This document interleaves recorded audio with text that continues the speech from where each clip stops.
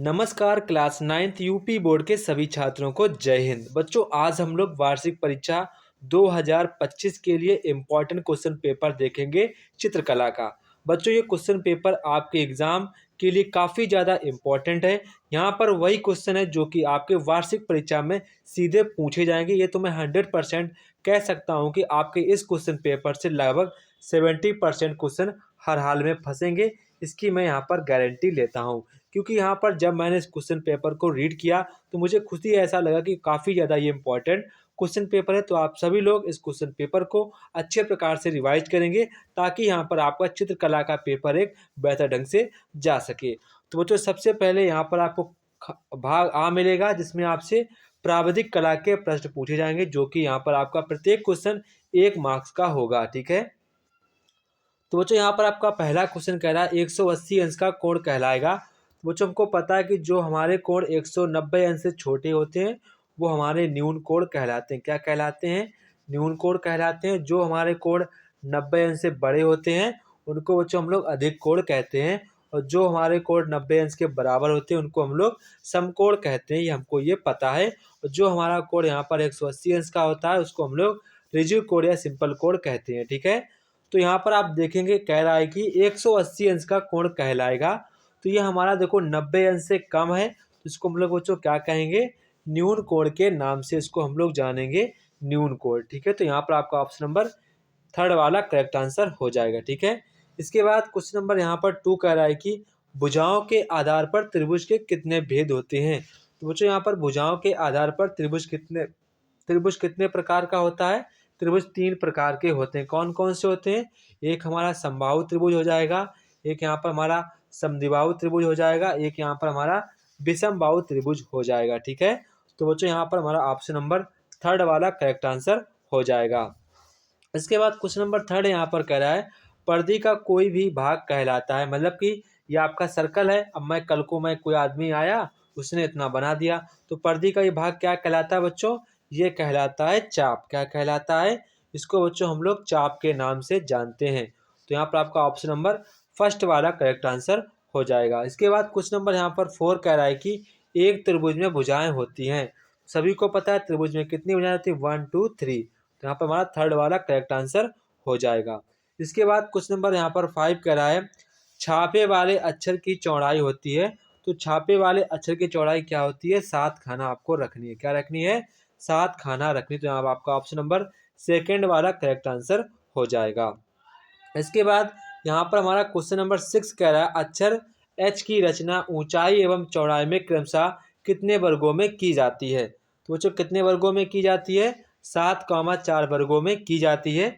ये क्वेश्चन बच्चों आपके क्लास 9 के पॉइंट ऑफ व्यू से काफ़ी ज़्यादा इंपॉर्टेंट है। तो आप सभी लोग यहाँ पर इस क्वेश्चन को अच्छे प्रकार से ध्यान रखेंगे। ठीक है। इसके बाद यहाँ पर क्वेश्चन नंबर 7 बच्चों यहाँ पर कह रहा है कि प्रकार का प्रयोग नहीं किया जाता है। तो प्रकार का प्रयोग कहाँ पर नहीं किया जाता है? ये बच्चों कोण में नहीं किया जाता है। तो यहाँ पर आपका ऑप्शन नंबर 4 वाला करेक्ट आंसर हो जाएगा। इसके बाद क्वेश्चन नंबर 8 यहाँ पर कह रहा है कि ज्यामितीय की कितनी श्रेणी होती हैं। ये बच्चों क्वेश्चन काफ़ी ज़्यादा इंपॉर्टेंट है। तो ज्यामिति की श्रेणी कितनी होती है बच्चों? 2 श्रेणियाँ होती हैं। कौन सी होती हैं? 2 श्रेणियाँ होती हैं। तो यहाँ पर आपका ऑप्शन नंबर 1 वाला करेक्ट आंसर हो जाएगा। ऑप्शन नंबर 1 वाला यहाँ पर हमारा करेक्ट आंसर हो जाएगा। ठीक है। इसके बाद यहाँ पर क्वेश्चन नंबर 9 कह रहा है जिस त्रिभुज की 3 भुजाएं विभिन्न विभिन्न लंबाई की होती हैं तो उसको हम लोग क्या कहते हैं। अभी मैंने बताया जिसकी हर एक त्रिभुज की भुजा बराबर होती है उसको हम लोग समबाहु त्रिभुज कहते हैं। जिसकी 2 भुजाएं बराबर होती हैं उसको हम लोग समद्विबाहु त्रिभुज कहते हैं। जिसकी तीनों भुजाएं अलग अलग होती हैं उसको हम लोग विषमबाहु त्रिभुज कहते हैं। क्या कहते हैं? विषमबाहु त्रिभुज कहते हैं। तो यहाँ पर आपसे पूछा गया जिसकी तीनों लंबाई कैसी हो? भिन्न भिन्न हो, तो वह हमारा त्रिभुज कहलाएगा विषमबाहु त्रिभुज कहलाएगा। ठीक है बच्चों। इसके बाद क्वेश्चन नंबर 10 यहाँ पर कह रहा है कि निर्णय में रचना को दिखाया जाता है। तो बच्चों, निर्णय में रचना को हल्की रेखा से दर्शाया जाता है। तो यहाँ पर आपका ऑप्शन नंबर 1 वाला करेक्ट आंसर हो जाएगा। इसके बाद बच्चों यहाँ पर आपसे आलेखन कला के प्रश्न पूछे जाएंगे। तो आलेखन कला को बच्चों आप सभी लोगों को बेहतर ढंग से स्कोर करना है, क्योंकि आलेखन कला में आपके इतिहास से क्वेश्चन पूछे जाते हैं। जो कि आपका आलेखन का इतिहास होता है उसी से आपके प्रश्न पूछे जाते हैं। तो आप सभी लोग यहाँ पर आपको जितने भी प्रश्न आपको बताए जाएँ, उनको आप उचित ढंग से यहाँ पर याद करना है एंड उसको आपको अच्छे प्रकार से अगर याद नहीं हो पाता है, तो आप कहीं उसको शॉर्ट नोट बनाकर भी लिख सकते हैं, ठीक है? तो यहाँ पर आपसे क्वेश्चन नंबर 11 कह रहा है अल्पना का जन्म हुआ था। ये बच्चों आलेखन कला का सबसे ज़्यादा इम्पोर्टेंट क्वेश्चन है, अल्पना का जन्म हुआ था। ये बच्चों कहाँ पर उनका जन्म हुआ था? उनका जन्म बच्चों यहाँ पर आप ध्यान रखें कि अल्पना का जन्म किस शहर में हुआ था? ये क्वेश्चन अभी तक सबसे ज़्यादा इम्पोर्टेंट क्वेश्चन है।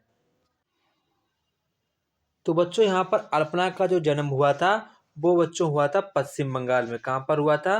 पश्चिम बंगाल में इनका जन्म हुआ था।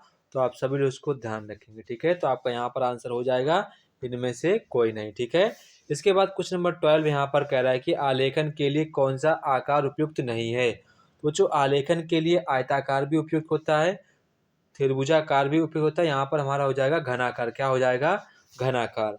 इसके बाद क्वेश्चन नंबर 13 कह रहा है उदासीन रंग है। तो बच्चों आपको बताना है कि उदासीन रंग कौन से हमारे होते हैं। तो बच्चों यहाँ पर उदासीन रंग जो होता है वो काला होता है। कौन सा होता है? काला होता है। निम्न में से ठंडा रंग कौन सा है? तो जो ठंडा रंग कौन सा होता है? नीला। देखो नीला रंग होता है पानी का, तो अब ऐसे इसको ध्यान रखेंगे तो आंसर हो जाएगा नीला, ठीक है? लाल रंग का विरोधी रंग कौन सा होता है? तो जो लाल रंग का विरोधी रंग हरा होता है। क्या होता है? हरा होता है। इसके बाद पीला रंग का विरोधी कौन सा होता है? ये आपको सारे क्वेश्चन यहाँ पर ध्यान रखने हैं। पीला रंग का विरोधी रंग कौन सा होता है? नीला होता है। ज्यामितीय आलेखन का निर्माण होता है। तो बच्चों ज्यामितीय आलेखन का निर्माण किससे होता है? ज्यामितीय तत्वों से। तो यहाँ पर आपका ऑप्शन नंबर 4 वाला करेक्ट आंसर हो जाएगा। क्वेश्चन नंबर 18 यहाँ पर कह रहा है प्राथमिक रंग हैं। बच्चों प्राथमिक रंग हमारे कौन कौन से हैं? तो बच्चों यहाँ पर आप देखेंगे प्राथमिक रंग यहाँ पर हमारे हो जाएंगे नीला भी है, पीला भी है, लाल भी है। उपरोक्त में सभी यहाँ पर हमारा करेक्ट आंसर हो जाएगा, ठीक है? इसके बाद क्वेश्चन नंबर 19 यहाँ पर कह रहा है कि निम्न में से गर्म रंग है। तो गर्म रंग यहाँ पर बच्चों कौन सा है? लाल रंग हमारा गर्म रंग हो जाएगा। इसके बाद क्वेश्चन नंबर 20 यहाँ पर कह रहा है कि ओस्टवाल चक्र चार्ट में कितने रंग होते हैं? तो बच्चों ओस्टवाल चक्र में 8 रंग होते हैं। तो ओस्टवाल देखो 8 नाम पहले से ही निकल रहा है, तो यहाँ पर हमारे 8 रंग होते हैं। तो यहाँ पर आपका ऑप्शन नंबर 3 वाला करेक्ट आंसर हो जाएगा। इसके बाद बच्चों यहाँ आपसे भाग बा आता है। यहाँ पर आपसे प्राविधिक कला के क्वेश्चन पूछे जाएंगे। तो यहाँ पर आपसे लिखा है इस खंड में कुल 5 प्रश्न दिए गए, जिनमें से आपको किन्हीं 3 प्रश्नों के हल करना अनिवार्य है। 15 अंक का एक अक्षर लेखन प्रथम प्रश्न अनिवार्य है। शेष 5 प्रश्न 5-5 अंक के होंगे, ठीक है? तो यहाँ पर आपसे पहला क्वेश्चन क्या आ गया? नीचे दिए गए अक्षरों को हिंदी व अंग्रेजी भाषाओं में 2.5 सेंटीमीटर ऊंचाई वाले छापे वाले अक्षर में लिखना है। मंदिर या फिर आपको टेम्पल, दो में से किसी को एक लिखना है। इसके बाद आपको सेम उसी प्रकार से प्रेम ही ईश्वर है, लव इज गॉड, इनको बच्चों आपको किसी एक को ही लिखना है, ठीक है? इसके बाद क्वेश्चन नंबर यहाँ पर 2 कह रहा है वर्ग की रचना की जिसका आपको विकर्ण एंड भुजा की लंबाई का योग दिया है। तो काफ़ी ज़्यादा इंपॉर्टेंट रचना, अगर आप इसको नहीं बना पाते हैं तो आप हमसे इस नंबर पर पूछिएगा, मैं आपको बता दूंगा, ठीक है? जो भी रचना आप ना बना पाएँ वो आप हमसे इस नंबर पर बच्चों पूछ सकते हैं, ठीक है? इसके बाद क्वेश्चन नंबर यहाँ पर जो 13 कह रहा है कि एक पंचभुज की रचना की जिसके यहाँ पर जो सबसे लंबा विकर्ण यहाँ पर 7 सेंटीमीटर, तो आपको रचना करनी है। इसके बाद 9 सेंटीमीटर रेखा को 2:3:4 में विभाजित कीजिए। मोस्ट इंपॉर्टेंट रचना है। क्वेश्चन नंबर 5 कह रहा है दिए गए न्यून कोण ABC 80 अंश के पटरी की सहायता से आपको बनाना है। 2 संभागों में इसको विभाजित भी करना है।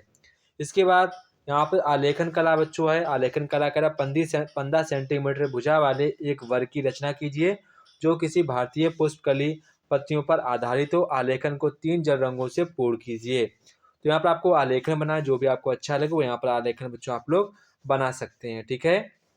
इसके बाद यहाँ पर आपको मानव आकृतियाँ बनानी है। गाय दूहता हुआ किसान या दूध पीता हुआ बालक, आपको यहाँ पर ड्राइंग को बनाना, या आपको बच्चों शेडिंग के माध्यम से बनाना, मतलब आपको छाया करके बनाना, जिसको हम लोग शेड करते हैं। क्या करते हैं? शेड करते हैं। आपको उसी के माध्यम से इसको बनाना है, ठीक है? तो आपको किसी एक को बनाना है तो अच्छे प्रकार से बनाइएगा। ये था बच्चों हमारे क्लास 9 का चित्रकला का इंपॉर्टेंट क्वेश्चन पेपर। अगर आपको अच्छा लगा हो तो वीडियो को लाइक, सब्सक्राइब, शेयर जरूर करें। जय हिंद बच्चों, फिर मिलते हैं अपने नेक्स्ट वीडियो में।